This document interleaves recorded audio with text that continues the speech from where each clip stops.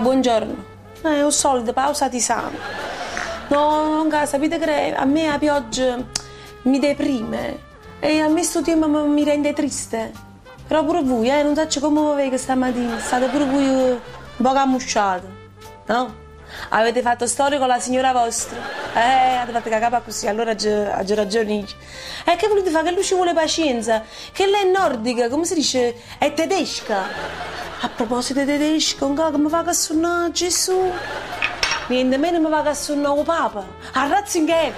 Madonna mia, che suono! Mi sono sognata che niente meno mi avevano chiamato per fare le pulizie al Papa. Più che altro io mi dovevo occupare del suo guardaroba, i panni.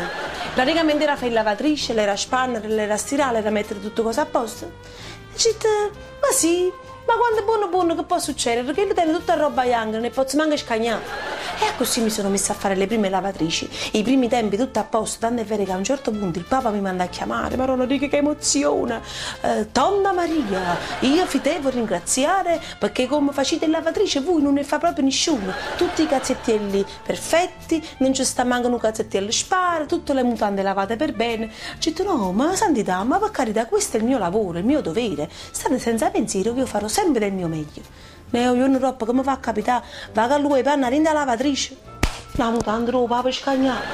Ma com'è possibile? Io le tiene tutta roba bianca, ma non è possibile. Che era stato? Mio marito?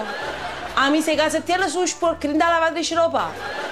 Pasca, ma che fa? Ma che ne so? Io mi ho fatta ad oggi, mi ho aiutato per lui, panna a colla, l'ho messa direttamente nella lavatrice. Tu la mente sempre che quando mi faccio ad oggi devi andare a raccogliere i panni in me per tutta la casa. Ti volevi fare un piacere. Mi volevi fare un piacere. E fammi lo piacere, la prossima volta state fermo, non fa niente, non fa guai. Ma che ci dice Papa che ci ha già scagnata la mutanda?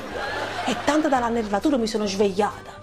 E per questa mattina mi ho fatto i numeri. E che ne fai? 31 Papa, 47 a lavatrice. Ma la mutanda scagnata quando fa?